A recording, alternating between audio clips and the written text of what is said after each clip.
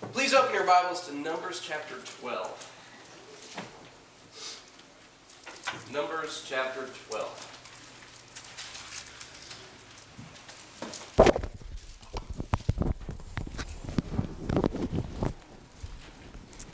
While you're turning there, good morning. Some of you may have noticed I'm kind of speaking through my nose. Thursday I came down with some kind of sinus infection, and I'm still on my way up from that. But today we're planning on going through part 3 of the Moses series that I've been trying to do, where we just look at the character of Moses. He's a very well-known guy and really probably one of the 3 most prominent characters of the Old Testament. There's a lot said about him in the New Testament. And really, the way that I've tried to describe Moses to you guys throughout these last 2 lessons is that Moses is the man whose name in the New Testament became synonymous with the law that God gave his people. That first covenant. Moses was the guy whose name was connected to that idea. And we know how big and how important God's law played, or how big of a role it played in his eternal plan. The first lesson, we talked some about Moses and how hesitant he was to rise up to the responsibility that God called him to as a leader and a deliverer of his people.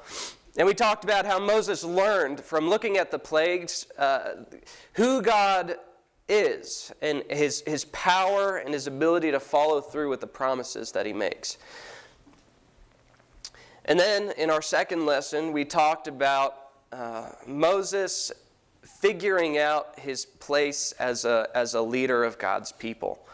And the people constantly would they would have a complaint about God's leadership, and they would level that complaint toward Moses, and they would grumble against Moses. And a couple times Moses says, "Why are you grumbling against me? Don't you know that it's God that you're grumbling against?"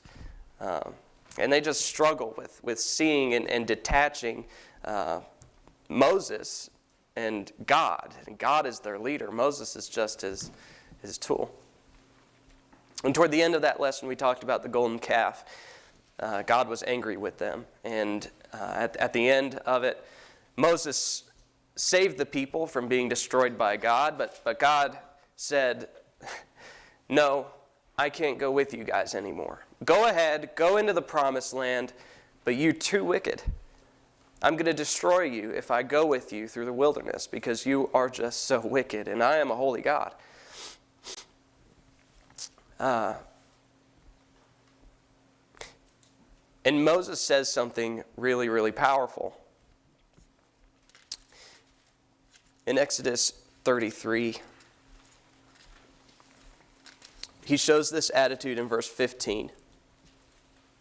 Moses said to God, "If your presence does not go with us, do not lead us up from here." Moses affirms, it is better to die in the wilderness with God than to live in paradise without him. And that's a challenging thought for us. Would we rather that? Would we make that same decision? But nevertheless, that shows us a wonderful glimpse into Moses, how he thinks, and what his attitude is, and how close he is to God. And that really is something that we're going to dig more into today in this lesson. Now back in Numbers 12, I want to read this one verse to kind of prime our minds as we go through Numbers. We're going to be talking a lot about what happens in the wilderness. And particularly this one aspect about Moses found in verse 3.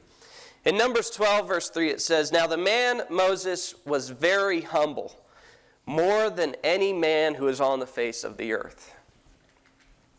Now there's a joke here where, we believe Moses to be the one who wrote the first 5 books of the Old Testament. So did he just pen this in, when God wasn't looking, or, But no, we believe this to be inspired. And so what I want us to think about is this aspect of humility in Moses. What made him the most humble in all the earth? How did that translate into the way that he was a role model and a leader for Israel?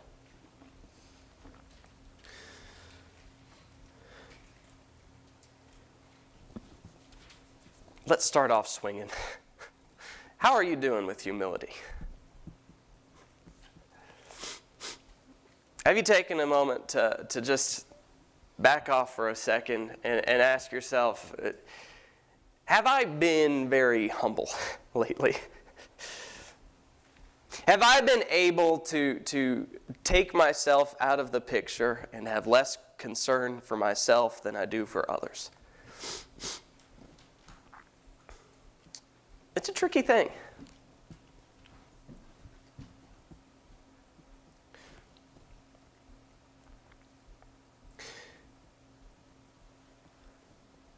An observation that I'll just make pretty quick here. My level of humility is pretty often dictated by the people that I'm around.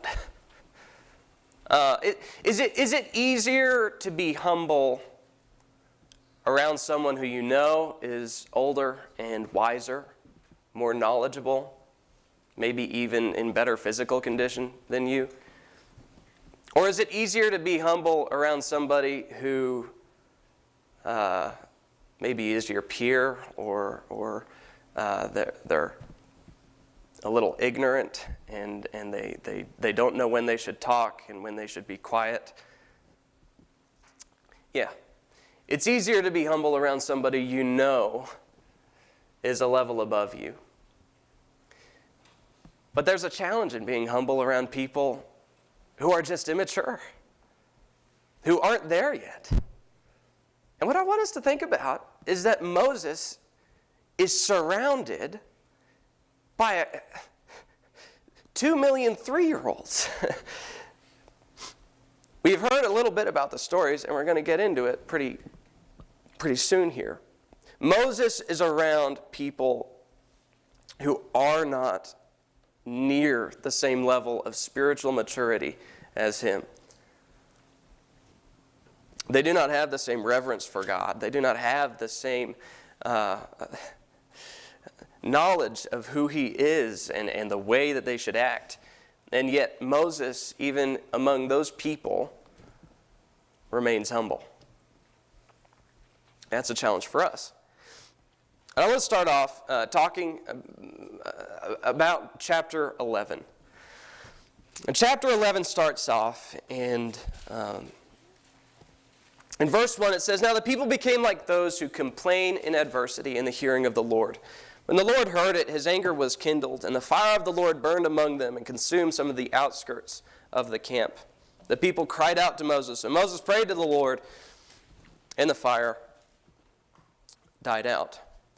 And so the name of the place was called Taberah, because the fire of the Lord burned among them." It's just a 3-verse story, and I forgot that it was even there until I read it a while ago. All right, these people complained in adversity. Lord sent fire, it burned them, and then Moses prayed for them, and he saved them. That's like the basic structure of every single time that the Israelites complain. Every single time that they grumble, it's the same thing. They grumble, the Lord gets angry with them. He sends some kind of fire, a plague, something to destroy them. And then Moses is the one who every single time steps in and prays to the Lord, "No, don't destroy them utterly. Please have mercy."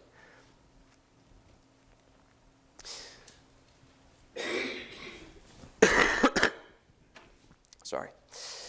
And moving on to verse 4.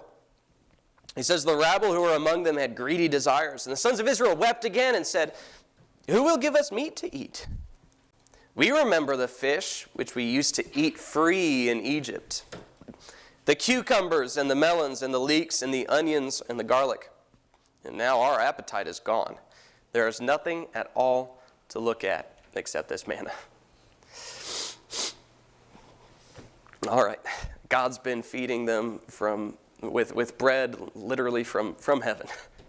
And it goes on to say later on in verse 8 that they could prepare it in different ways, but they complain about this bread. All right. How does Moses take this? In verse 10. Now Moses heard the people weeping throughout their families, each man at the doorway of his tent. The anger of the Lord was kindled greatly, and Moses was displeased. So Moses said to the Lord, "Why have you been so hard on your servant? And why have I not found favor in your sight, that you have laid the burden of all this people on me? Was it I who conceived all this people? Was it I who brought them forth, that you should say to me, 'Carry them in your bosom as a nurse carries a nursing infant to the land which you swore to their fathers'? Where am I to get meal to give to all this people? For they weep before me, saying, 'Give us meat that we may eat.' I alone am not able to carry all this people, because it is too burdensome for me. So if you're going to do thus with me, please kill me at once, if I have found favor in your sight, and do not let me see my wretchedness."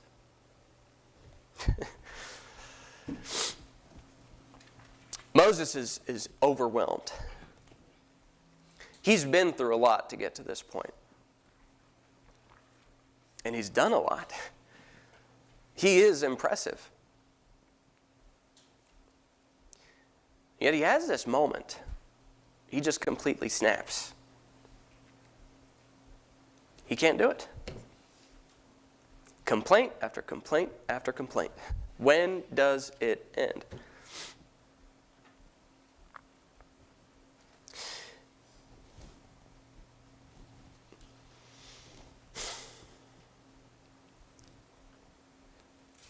In verse 15, he asks God to take his life. There are a couple other people in the Old Testament who actually asked God to take their lives. One of them was Job. You remember his story. Everything that he was put through, he finally tells God, may the day be cursed, the day I was born. I wish that you never let me be born.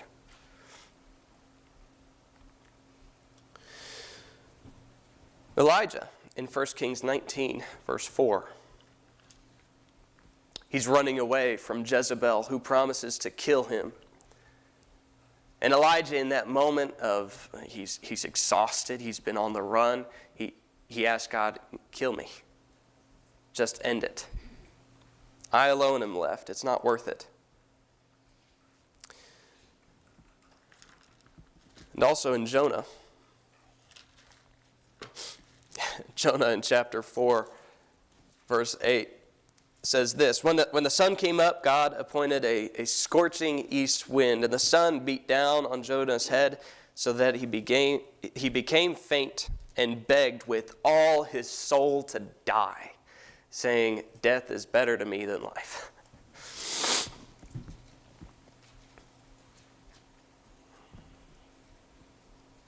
Each one of these examples are examples of men who were actually placed in situations by God himself. Every single one of these situations, God was the one who was in control of it. God's the one who gave them the responsibility in the first place. Moses was doing this by God's prerogative, not his own.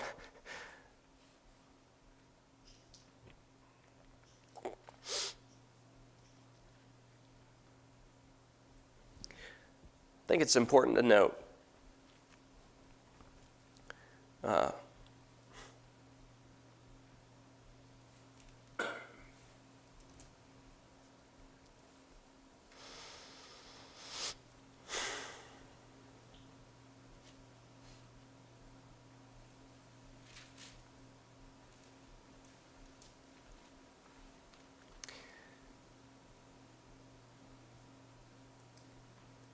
Moses in a leadership role by himself, the man, there's no way.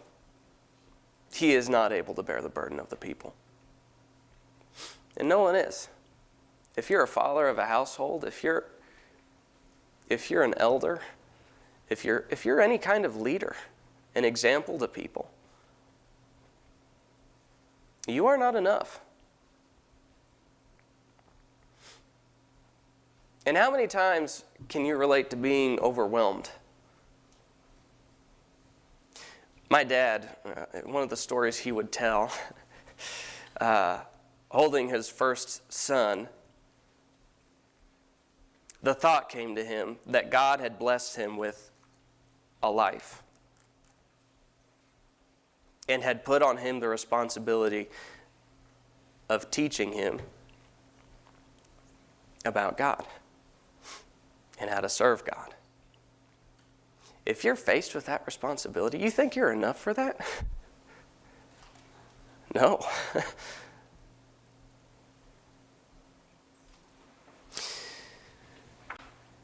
So Moses has this overwhelmed moment.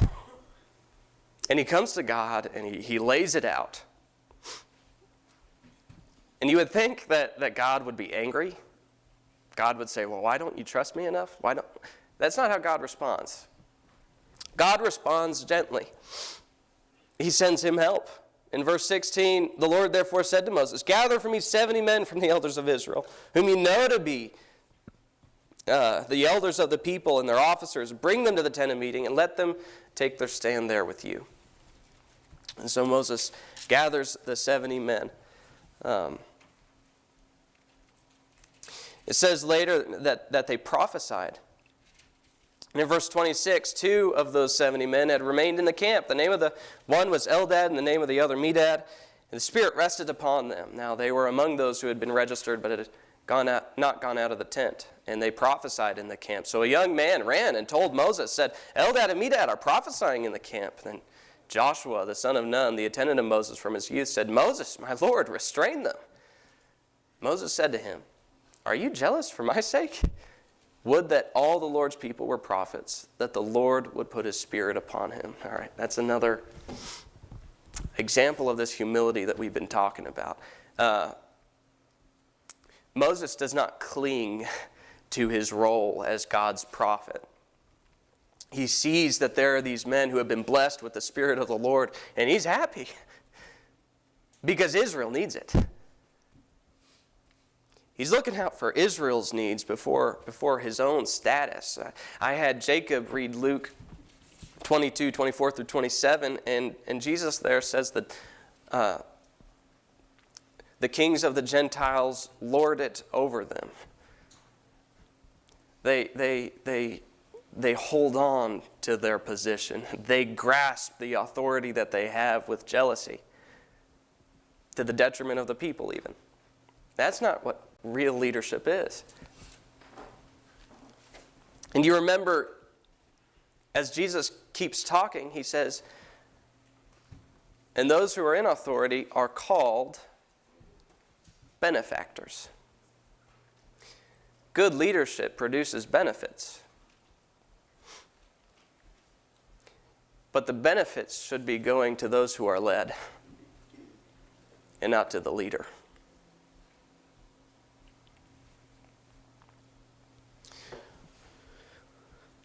So Moses shows that concern for the people. The Lord feeds them with quail, and then he sends a plague on them. And they learn their lesson, supposedly. In verse 12, verse 1, it says, Miriam and Aaron spoke against Moses of the Cushite woman whom he had married, for he had married a Cushite woman. And they said, has the Lord indeed spoken only through Moses? Has he not spoken through us as well? And the Lord heard it.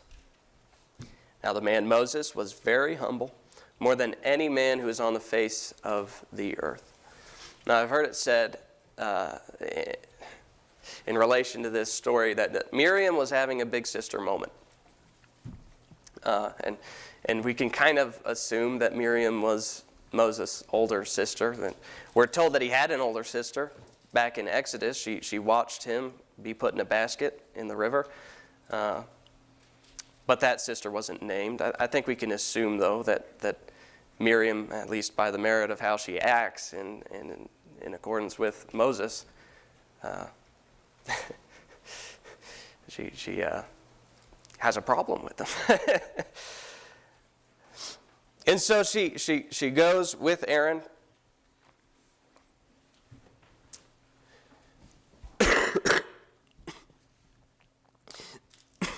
And confronts him about his leadership role. And they are envious of the position that God has placed him in. The Lord hears this in verse 4. And suddenly the Lord said to Moses and Aaron and Miriam, "You three come out to the tent of meeting." So the three of them came out. The Lord came down in a pillar of cloud and stood at the doorway of the tent. He called Aaron and Miriam. And when they both came forward, he said, and listen to this, and again, keep in mind, it's Moses that we're looking at. What does God think about Moses? "Hear now my words. If there is a prophet among you, I, the Lord, shall make myself known to him in a vision. I shall speak with him in a dream. And not so with my servant Moses. He is faithful in all my household. With him I speak mouth to mouth, even openly, and not in dark sayings. And he beholds the form of the Lord. Why then were you not afraid to speak against my servant, against Moses?" I think here we probably get our biggest hint at what made Moses so humble.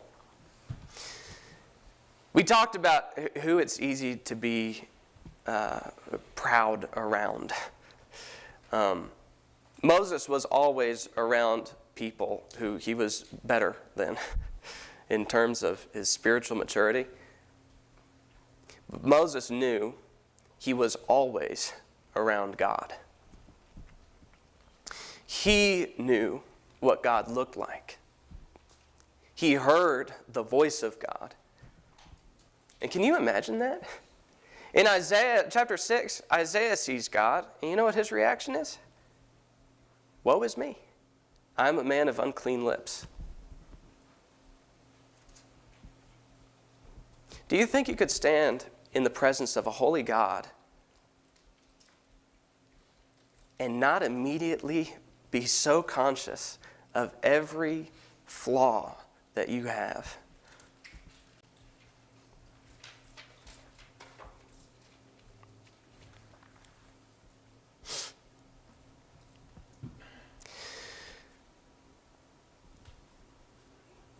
Moses and his relationship with God, I believe, is what made him so humble.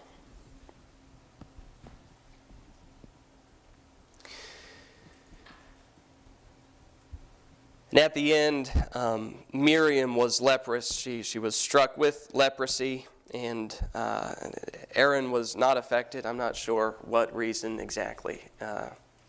It could be because he was serving as a priest, that he couldn't afford to be unclean. He needed to do his duties. Or it could be that Miriam really was at the heart of all of this. I don't know.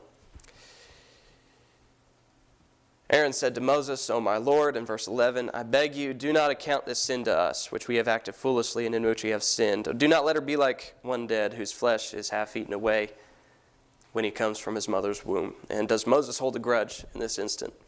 No. Verse 13, Moses cried out to the Lord, saying, "O God, heal her, I pray." Still cares about Miriam.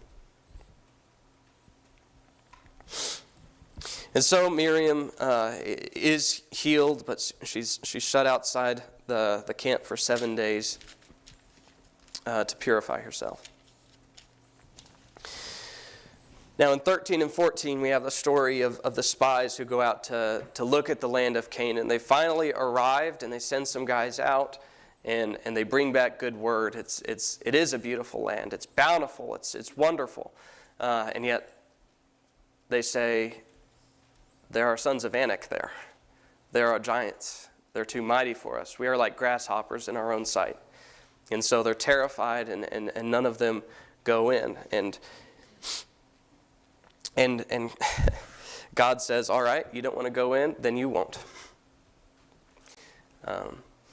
And the people, in response to that, say, "Oh, no, wait, we made a mistake.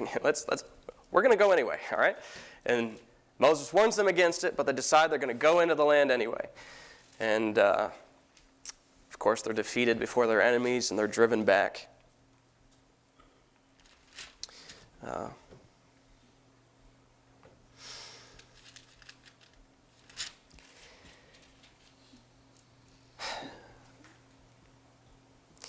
Moses plays his same role throughout this story. In chapter 14, starting in verse 11, the Lord said to Moses, "How long will this people spurn me? How long will they not believe in me, despite all the signs which I have performed in their midst? I will smite them with pestilence and dispossess them, and I'll make you into a nation greater and mightier than they." Okay, that's a special promise, isn't it? Might you be tempted if you were Moses? This Israel thing isn't really working out. Verse 13, "But Moses said to the Lord, 'Then the Egyptians will hear of it, for by your strength you brought up this people from their midst. They will tell it to the inhabitants of this land. They have heard that you, O Lord, are in the midst of this people. For you, O Lord, are seen eye to eye, while your cloud stands over them, and you go before them in a pillar of cloud by day and in a pillar of fire by night.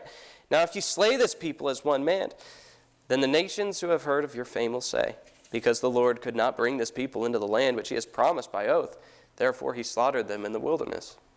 But now, I pray, let the power of the Lord be great, just as you have declared. The Lord is slow to anger and abundant in loving kindness, forgiving iniquity and transgression, but he will by no means clear the guilty, visiting the iniquity of the fathers on the children to the third and fourth generations. Pardon, I pray, the iniquity of this people according to the greatness of your loving kindness, just as you also have forgiven this people from Egypt even until now." Wow.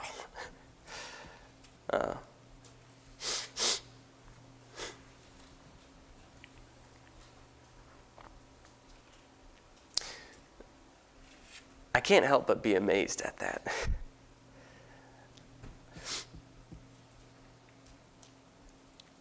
There is no motivation that Moses has for himself to say what he just said.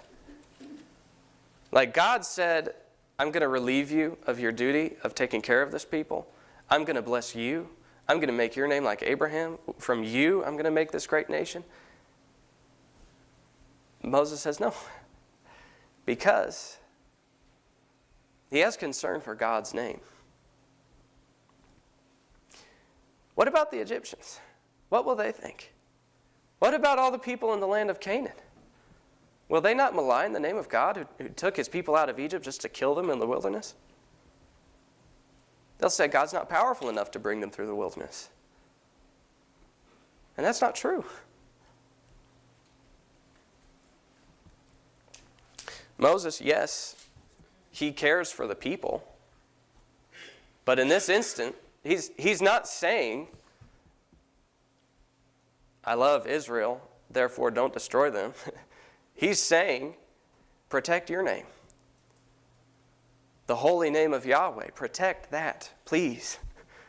And Moses is willing to go through all the suffering of leading this people in order to help protect the holiness of God's name. That's pretty cool.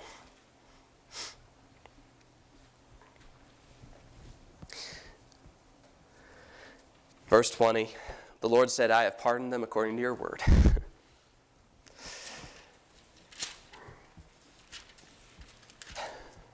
As the story goes on, there's another rebellion, the rebellion of Korah in verse 16. People rise up, they want to be priests, and they don't agree with the decision that Aaron should be priest. And then in response to that, when Moses heard it in verse 4 of chapter 16, when Moses heard this, he fell on his face. That's just his reaction. He just falls on his face. Then, and of course, at the end of it, God sets up a test, and those who rebel, they get swallowed up by the earth. Then on the next day, the congregation says, Moses, you're the one who killed all those people. They're blaming him for that. And they grumble against Moses. And then once again, God sends out a plague to destroy them, and Moses and Aaron fall on their face. Moses spends a lot of time on his face.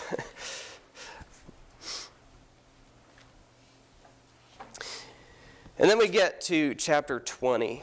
And in chapter 20, it starts off that Miriam died. Miriam is dead.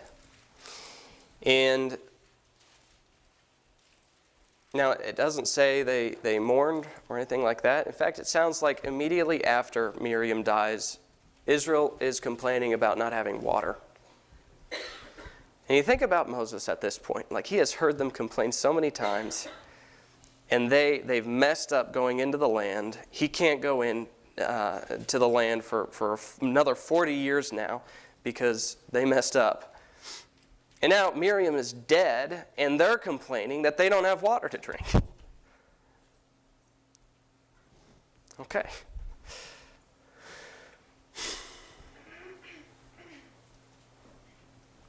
So the Lord spoke to Moses, saying in verse 7, "Take the rod, you and your brother Aaron, and assemble the congregation. Speak to the rock before their eyes, that it may yield its water. You shall thus bring forth water for them out of the rock.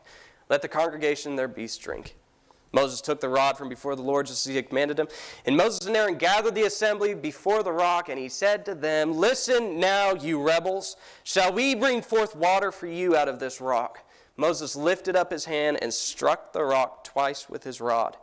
And water came forth abundantly, and the congregation and their beasts drank.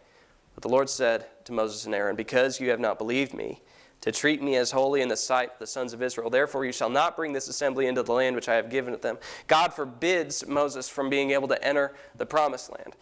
And you think to yourself, what's the big deal here? Moses had one moment where he allowed some pride to get in the way, to make him angry, and instead of talking to the rock, he hit it. Big deal.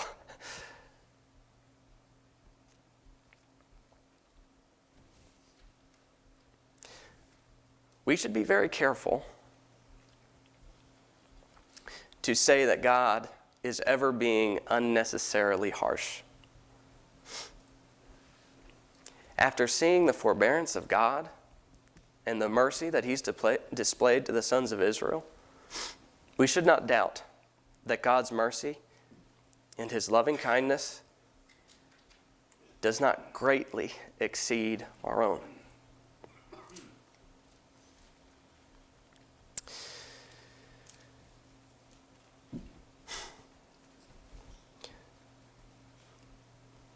Moses fails to treat God as holy. He fails to follow what God tells him. And in 1 Corinthians chapter 10,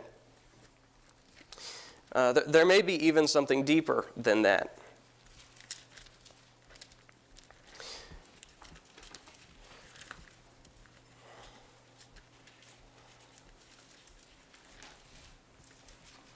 More than just disobeying what God says.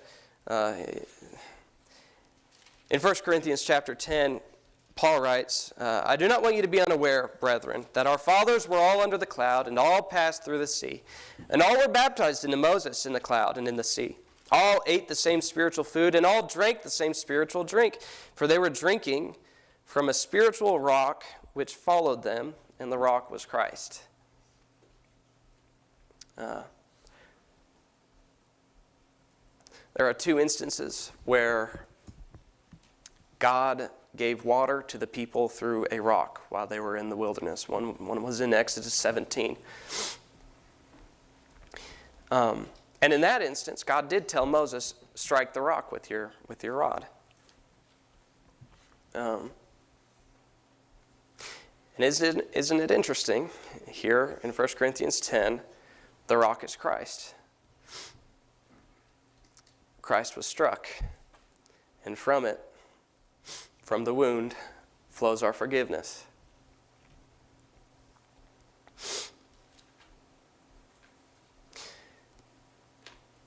God tells Moses to speak to the rock the second time. Now we understand that this rock is foreshadowing Christ for Israel.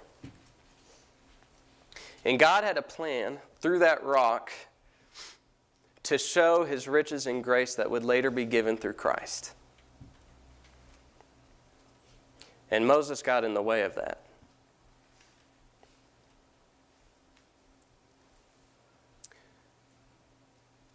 Now I'm not sure exactly what the meaning of him speaking to the rock is. Maybe the idea is that as Christ has been struck the first time, we drink of his grace, we are saved, and then from then on, we need only to pray for forgiveness in order to have access to that grace. We need only speak to him.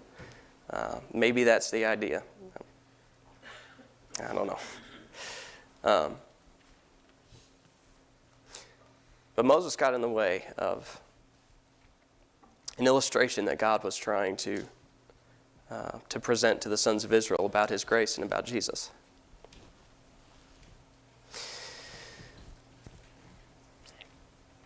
And then at the end, in Deuteronomy, I know I'm going over, but I just want us to look at one more thing.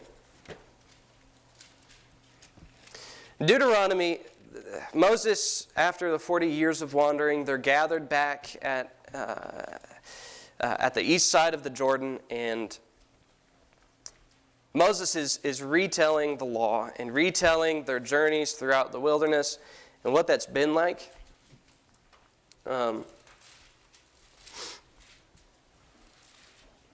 And preparing them to go into the land and to be God's people.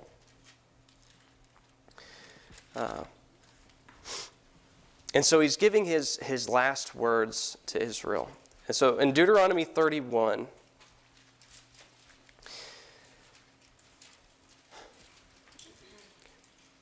if I were to ask you, if you had one chance to speak to somebody before you knew you were going to die, somebody that you love dearly, what would you say to them? How would you go about figuring out what you would say to them? You'd have to look at what's most important. Even if they've heard it before, you would probably tell them the same thing again. You would tell them the thing that was at the top of your priorities, right? And Moses says in verse 2 of chapter 31, Deuteronomy, I am 120 years old today. I am no longer able to come and go, and the Lord has said to me, you shall not cross this Jordan. And it is the Lord your God who will cross ahead of you. He will destroy these nations before you, and you shall dispossess them. Joshua is the one who will cross ahead of you, just as the Lord has spoken. And the Lord will do to them just as he did to Sihon and Og, the kings of the Amorites, and to their land, when he destroyed them. And the Lord will deliver them up before you, and you shall do to them according to all the commandments which I have commanded you. Be strong and courageous. Do not be afraid or tremble at them. For the Lord your God is the one who goes with you. He will not fail you or forsake you. It is the Lord who is your leader. All right, that's the first thing Moses says. And then in chapter 2, the final word that Moses gives. In 32, verse 45. When Moses had finished speaking all these words to all Israel, he said to them, take to your heart all the words which I am warning you today, which you shall command your sons to observe carefully, even all the words of this law. For it is not an idle word for you. Indeed, it is your life. And by this word, you will prolong your days in the land which you are about to cross the Jordan to possess.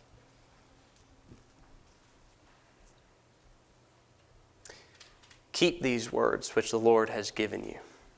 It is your life. In other words, it is the only thing that matters.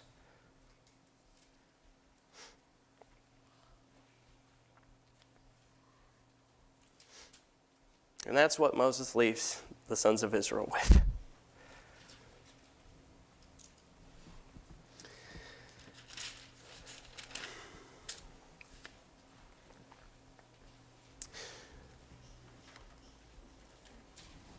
God leads Moses up to Mount Nebo so that Moses can at least look at the land before Moses dies. And so he went up there and he did die. And in Deuteronomy 34, verse 5, so Moses, the servant of the Lord, died there in the land of Moab according to the word of the Lord. And he buried him in the valley in the land of Moab opposite Beth Peor. But no man knows his burial place to this day. And although Moses was 120 years old when he died, his eye was not dim, nor his vigor abated. So the sons of Israel wept for Moses in the plains of Moab 30 days. And then the days of weeping and mourning for Moses came to an end. Now Joshua, the son of Nun, was filled with the spirit of wisdom, for Moses had laid his hands on him. And the sons of Israel listened to him and did as the Lord had commanded Moses. And since that time, no prophet has risen in Israel like Moses, whom the Lord knew face to face. For all the signs and wonders which the Lord sent him to perform in the land of Egypt against Pharaoh, all his servants, and all his land, and for all the mighty power, and for all the great terror which Moses performed in the sight of all Israel. Yep, that was Moses.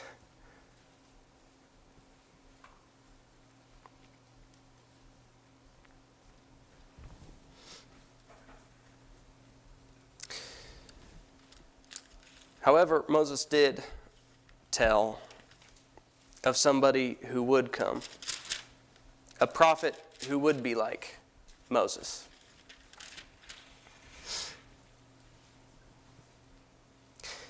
Verse 15 of Deuteronomy 18. He says, the Lord your God will raise up for you a prophet like me from among you, from your countrymen, and you shall listen to him.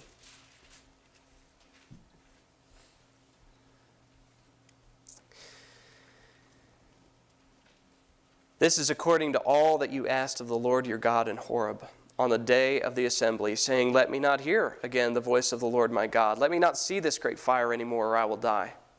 The Lord said to me, they have spoken well. I will raise up a prophet from among their countrymen like you, and I will put my words in his mouth, and he shall speak to them all that I command him.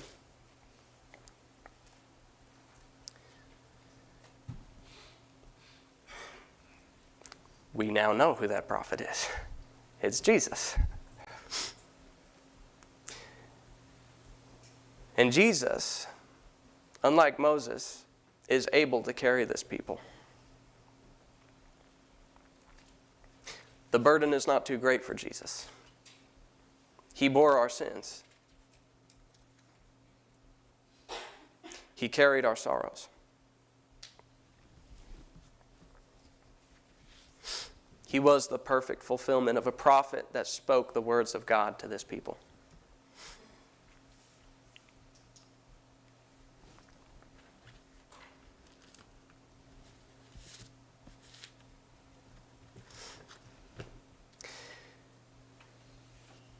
And the opportunity is ahead of us right now.